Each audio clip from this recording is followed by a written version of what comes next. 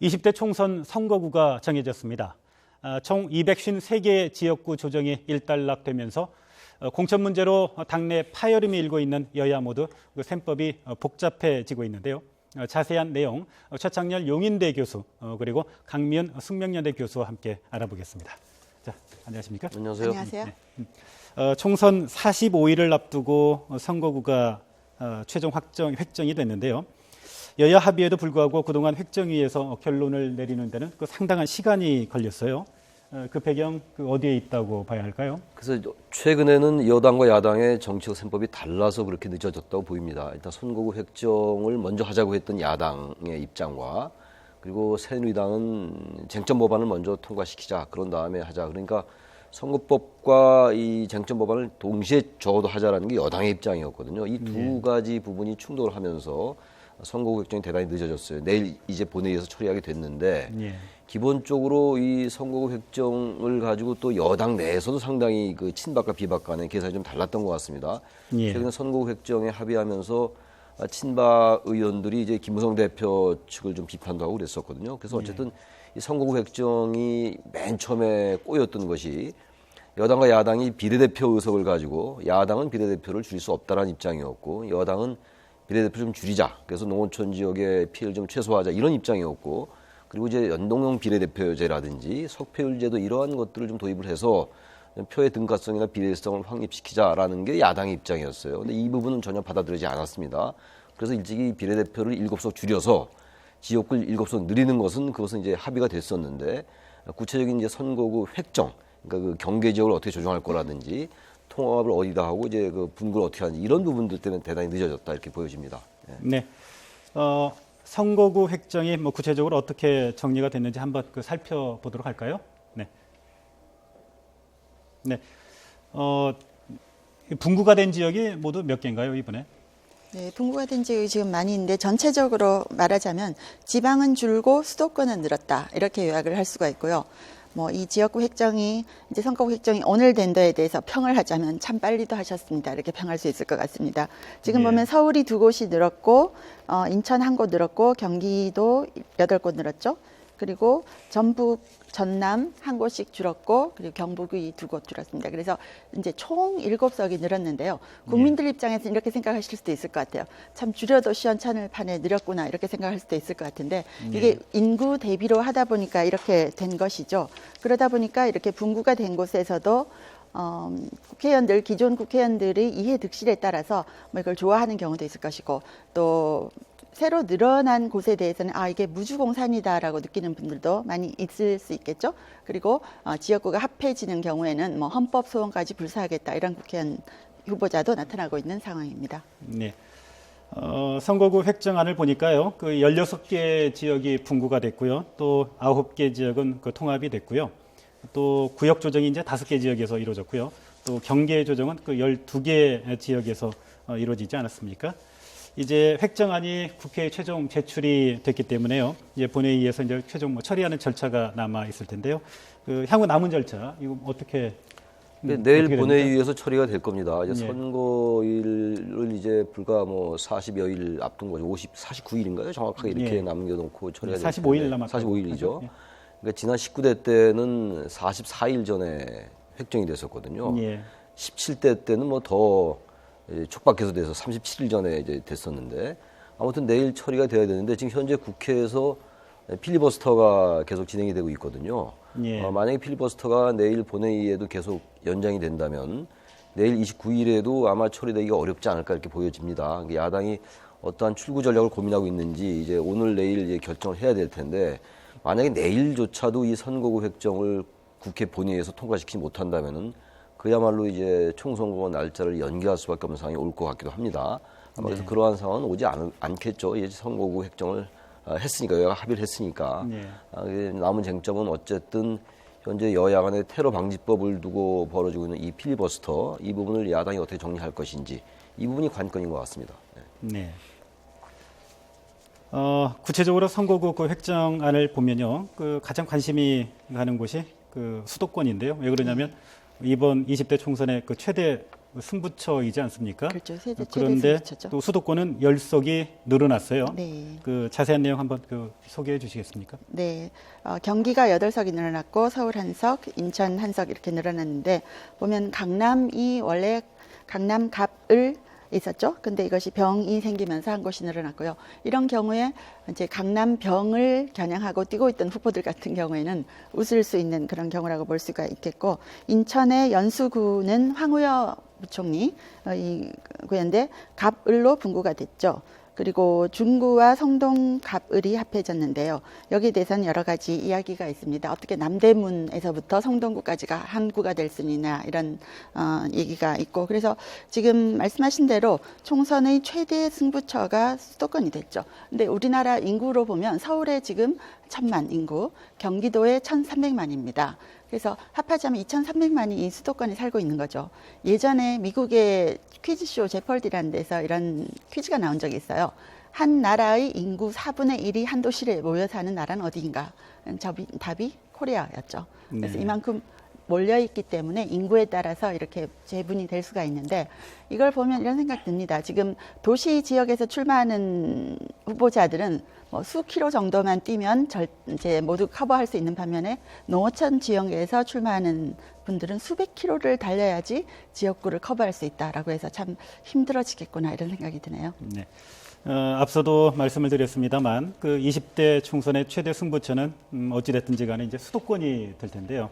그만큼 수도권에서 그 여야의 그 셈법, 또 여야의 경쟁, 또 여야의 그 구도 굉장히 치열해지지 않겠습니까? 그 지금 우리 강 교수님 말씀처럼 수도권이 122석이에요. 네. 전체의 지역구가 이제 의원이 300명인데 물론 비례대표 빼면 이제 253명으로 그렇죠. 예. 조정이 됐습니다만 거의 48.5%가 그럴 겁니다 아마 의석수 자체가. 그러니까 다른 지역에서 아무리 선전한다 하더라도 영남과 호남은 아무래도 그 두 당이 나눠가지고 물론 영남 전체의 의석수가 호남보다 많기 때문에 단순 비교하기는 어렵겠습니다만 수도권에서 패배하게 된다면 이 선거 자체를 승리를 이끌 수가 없는 상황이 됐어요. 서울, 경기, 인천이 122석이니까. 그리고 이제 아까 앞서 말씀을 했습니다만 충청과 호남이 이제 28석 똑같게 됐습니다. 충청이 2석이 늘어났고, 그러니까 이제 대전이 한 곳이 늘어났고 충남이 한 곳이 늘어났어요. 그래서 2석이 늘어나서 28석이 됐고, 그리고 이제 호남은 전남과 전북에서 한 석씩 줄어서 그리고 30석에서 28석이 됐고요. 그렇게 되는 상황이에요. 그다음에 제주는 뭐 그대로고 경북도 이제 2석이 줄었습니다. 그래서 경북 대구 지역이 총 이제 25석이 됐습니다.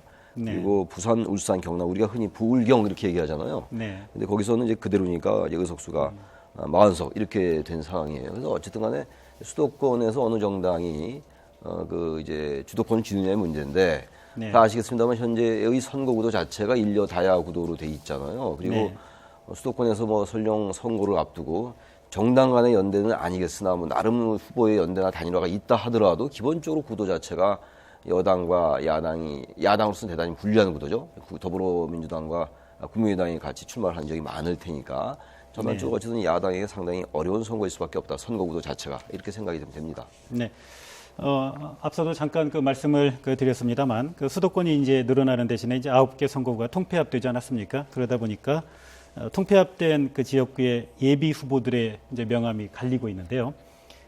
사실 뭐 이렇게 누가 웃게 됐고 또 누가 울게 됐는지 이게 상당히 좀 관심이 가지 않습니까? 먼저 보면은 그 앞서 이제 언급이 됐지만 경북 지역은 2석이 줄었어요. 예, 그렇죠. 아무래도 이제 새누리당 텃밭 지역인데요. 현역 의원들끼리 그 경쟁이 좀 치열해졌다고 봐야 되겠죠? 경북 지역은 인구 하한선이 미달이 됐기 때문에 2석이 감소가 됐습니다.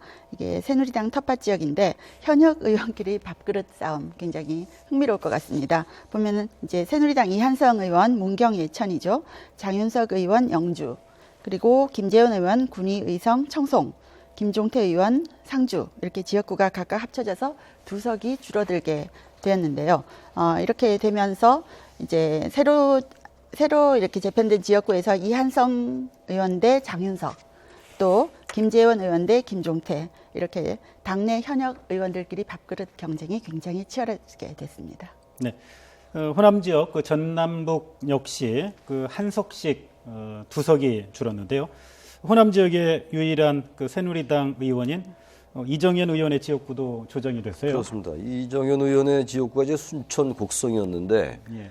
이제 이 순천으로 하나 곡성이 떨어져 나가서 순천 그리고 광양, 곡성, 구례 이렇게 하나의 선거가 됐어요. 곡성이 이제 나눠진 거죠. 떨어져 나간 거죠. 예. 이제 이 부분 때문에 이제 이정현 의원에게 어떻게 유불리가 어떻게 될지 이 부분도 좀 따져봐야 될 것 같고. 이정현 의원은 그 고향이 곡성인데요. 곡성이잖아요. 곡성이 근데 지금 일단 이제 곡성에서 이제 순천으로 간다는 거죠. 예, 순천 쪽으로 가니까 예. 이정현 의원에게는 썩 유리한 구도는 아닌 것 같긴 해요. 그러나 예. 뭐 이 자체 가지고만 선거가 이루어지는 것은 아니니까 어쨌든 예.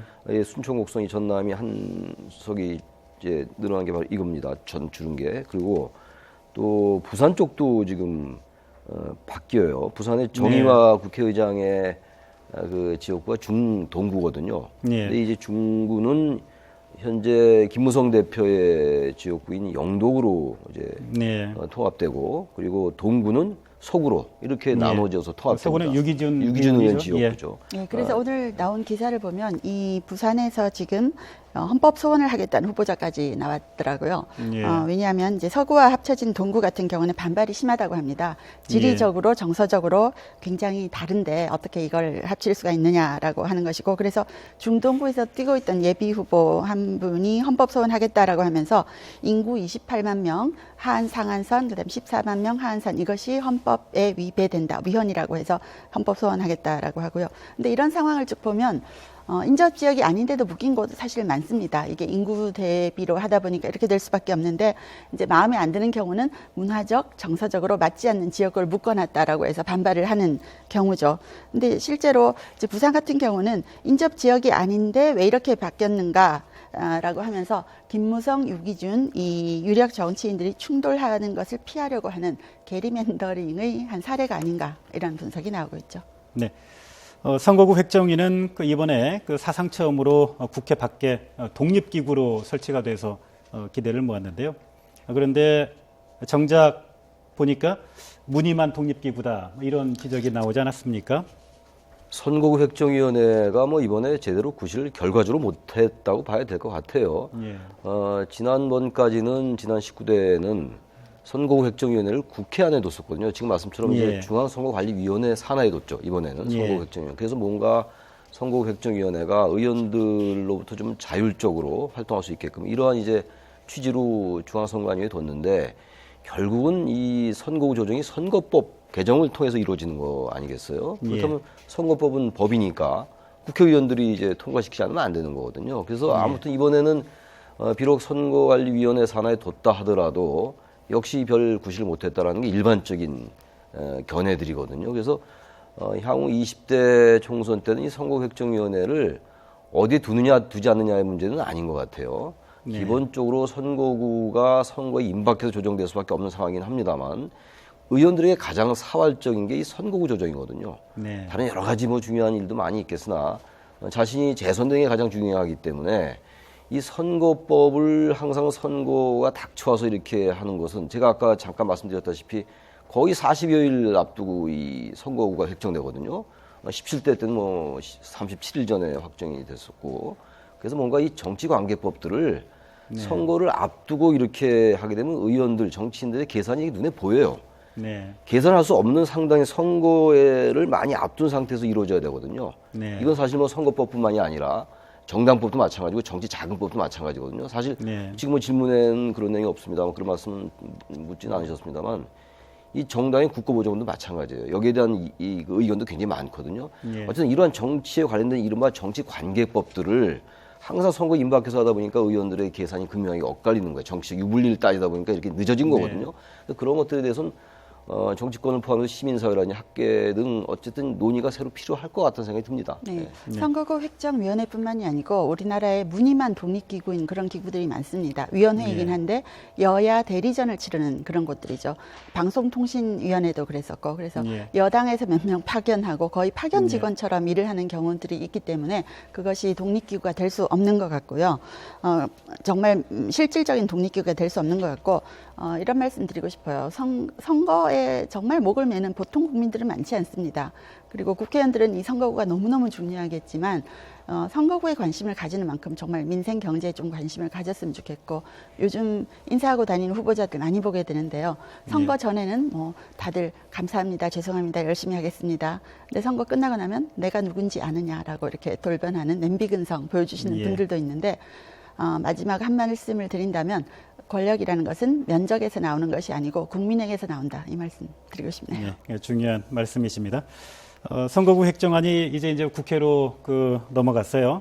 그런데 야당이 지금 현재 국회에서 무제한 토론, 필리버스터를 하고 있는데요. 설마 내일도 선거구 획정안이 처리되지 못하는 불상사는 없겠죠? 어떻게 보십니까? 지금 야당이 그 부분을 고민을 할 겁니다. 이제 필리버스터가 지금 계속 며칠째 이루어지고 있는데 지금 신기록도 많이 깨졌어요. 정청래 의원이 11시간 넘게 이제 무제한 토론 참석해서 은수미 의원은 10시간 18분을 깼는데 이걸 어떻게 이제 끝까지 가져갈 것인가. 사실 그리고 이 테러 방지법은 이번에 이제 2월 임시국회 때 설령 필리버스터로 통과가 저지된다 하더라도 3월 임시국회가 열면 또 다시 통과될 수밖에 없는 상황이거든요. 지금 그렇죠. 표결에 붙일 수밖에 없기 때문에 어떠한 추구 전략을 마련할 것인가가 이제 관심인데 야당에도 명분이 필요한 것 같아요. 지금 야당이 주장하는 것이 테러 방지법을 통과시키지 말자는 얘기는 아니거든요. 그 테러 방지법에는 몇 개 조항에 대해서 법의 남용 가능성이 있다라고 보는 게 야당의 입장이고 현재의 그 테러 방지법의 문구를 조정할 수 없다라는 게 여당의 입장이거든요. 그래서 내일 그야말로 지금 앵커 말씀처럼 이 선거법이 통과되지 않으면 굉장히 난감한 상황이 많이 발생하거든요. 뭐 여야의 정책 유불리를 떠나서 현실적으로 법적으로 말이죠. 그렇기 때문에 일단 내일은 통과되려고 보는데 바로 그것에 이제 그 장애물이 지금 테러 방지법이란 말이죠. 그래서 오늘 여야가 그 부분에 대해서 야당에게 어느 정도 명분을 주는 쪽으로 좀 조정을 해야 되지 않느냐 이런 생각이 좀 듭니다. 네. 우리 강 교수님은 그 전망 어떻게 보십니까? 필리버스터가 이번에 역사적인 사건으로 남을 것은 분명하고 이것이 가져온 함의가 저는 많다고 생각을 합니다. 물론 이제 법 절차상 테러 방지법에 대해서 구체적으로 뭘 할 수 있는 건 없습니다. 필리버스터 이제 끝나야 될 수밖에 없는 것인데 또 다음 회기가 시작된다면 아무리 계속한다 하더라도 다음 회기 때 표결 처리를 하면 끝인 거죠. 그런데 필리버스터가 우리나라에서 어떤 법안에 대해서 이렇게 자세하게 얘기를 하는 경우가 있었나라는 부분은 좀 생각해 볼 필요가 있고요. 필리버스터가 원래 합법적인 의사진행 방해 아닙니까? 합법이라는 것과 방해라는 것은 뭐 따뜻한 아이스커피처럼 충돌하는 단어들인데 명분과 실질에서 좀 다르게 쓰이고 있는 거죠. 그래서 제가 볼 때 의미가 있었던 일이었던 것 같고 이제는 정리가 돼서 선거구도 획정되고 총선을 제대로 치를 수 있게 될 것 같아서 오늘 기쁜 소식이었던 것 같습니다. 네. 선거구 획정안이 마무리가 되면서요. 그 여야 각 당의 공천 작업도 이제 좀 급물살을 탈 것 같은데요. 먼저 그 새누리당 상황 한번 볼까요? 이양구 공천관리위원장이 그 대구 경북 공천과 관련해서 대대적인 그 물갈이 의사를 계속 내비치고 있지 않습니까? 현재 상황이 어떻습니까? 뭐 TK 6명만 날리겠느냐 농담처럼 얘기했지만 농담 속에 섬뜩한 뼈가 있었던 것 같습니다. 그리고 어제 이제 금요일 날 유승민 의원 면접을 하면서 이례적으로 길게 면접을 했기 때문에 과연 이것이 뜻이 뭐냐. 길게 면접을 했을 때 좋아서 면접을 길게 했을 것이냐 아니면 뭔가 떨어뜨리기 위한 것을 찾기 위해서 이렇게 했을 것이냐. 지금 현재 유승민 후보 같은 경우는 더블 스코어로 이기고 있는 상태이기 때문에 어떤 정강이나 좀 위배되는 것을 발견함으로써 거기에 구실을 찾고자 하는 게 아닌가 이런 생각이 드는데요. 여당, 야당을 비교를 해볼 때 야당은 그래도 뭐 이제까지 운동권 민주주의를 좀 타파하겠다라는 어떤 비전을 보여줬다면 여당에서는 뭐 양반진 도련님 이런 얘기를 하면서 제대로 된 그런 비전을 보여주지 못하고 내부 갈등만 보여줬던 것 같습니다. 그래서 볼 때 좀 안타까운 점이 있죠. 최근에요. 네. 그 살생부가 돌았어요. 이게 이제 총선 때면 늘 어느 당이든 그 살생부가 돌기 마련인데요. 이로 인한 그 당내 좀 그 혼란이 좀 있는 것 같아요. 네. 지난번 야당의 살생부 같은 경우는 언론이 미리 보도했는데 거의 맞추지 않았습니까? 근데 이번에 여당 살생부 같은 경우는 어떻게 될지는 모르겠지만 뭐 공천이라는 게 굉장히 뭐 어려운 거 아닙니까? 사실 물갈이 해야 된다. 이것은 굉장히 좋은 말인데 그 물갈이를 누구를 위해서 누구를 위한 물갈이인가? 그 이해 득실이 충돌할 때는 집안 싸움으로 격하가 되어서 국민들에게 비전을 보여주지 못하는 경우도 많이 있는 거죠. 네, 더불어민주당 역시 1차 컷오프 명단이 발표가 되면서 후폭풍이 상당하지 않습니까? 특히 대구 출마를 준비해온 비례대표 홍일학 의원이 탈락하면서 또 김부겸 전 의원 대구 지역에서 지금 뭐 열심히 뛰고 있는 김부겸 전 의원이 아주 강력하게 탈당까지 언급하면서 반발하고 있지 않습니까? 뭐 중대 결심하겠다라는 얘기가 뭐 예. 탈당일 텐데 여야 마찬가지인 것 같아요. 앞서 뭐 지금 여당 상황을 말씀을 했습니다만 여당 내부는 아무튼 지금 전략 공천을 하지 말자 하면 안 된다라는 김무성 대표 입장과 이 지금 친박에서는 진박 마케팅을 통해서 어쨌든 청와대나 이 내각 출신 인사들을 원내 진입시켰다 이런 이제 이해 차이가 작동하고 있는 것이고 야당도 마찬가지인 것 같아요. 야당은 지금 이제 혁신위에서 많은 혁신안이 있었잖아요. 이른바 시스템 공천이라는 게 있었는데 거기에 따라서 하다 보니까 의외로 친노 인사가 많이 포함됐어요. 홍일학 의원 같은 경우는 뭐 다른 경우긴 합니다만 이러다 보니까 지금 현재 김종인 비대위 대표는 이 안 가지고는 못하겠다. 이 시스템 공천 따라 하다 보니까 이렇게 희생자가 많이 나온다. 이런 입장인데 그렇다고 잊어서 혁신안을 고친다는 것도 절대 고치면 안 된다라고 해서 그때 혁신위원회를 만들었잖아요. 혁신안을. 잊어서 고치기도 어렵고. 그러니까 이 공천을 둘러싼 여야의 당 내부의 셈법이 복잡할 수밖에 없는 거죠. 게다가 지금 이제 아까 여당에 뭐 살생부 얘기가 나왔었는데 야당은 지금 이제 뭐 초선 재선 할 거 없이 3선 이상까지 다시 또 현역 의원을 교체하겠다는 입장이거든요. 네. 3선 이상은 뭐 50% 교체하겠다는 입장이에요. 그럼 17명 정도가 포함이 되거든요. 네. 그리고 이제 초재선 이하도 마찬가지고 이렇게 된다 보면 거의 현역 의원의 교체 수가 거의 40 내지 50%까지 될 것 같아요. 과거 역대 선거를 쭉 보면은 전체적인 이른바 물갈이 지수가 대단히 높았어요. 40% 항상 넘었었는데 예. 아예 현역 의원을 원천 배제하는 거 이제 컷오프라고 얘기하잖아요. 공천 자체의 경선에 참여하지 못하게 하는 거라서 이렇게까지 높은 지수를 서로 하겠다는 건 아무튼 유권자들이 현역 의원들에 대한 신뢰가 낮다라는 그런 반증인 것 같습니다. 네, 오늘 말씀 감사드립니다. 지금까지 최창렬 용인대 교수 그리고 강미연 숙명여대 교수와 함께했습니다. 감사합니다. 감사합니다.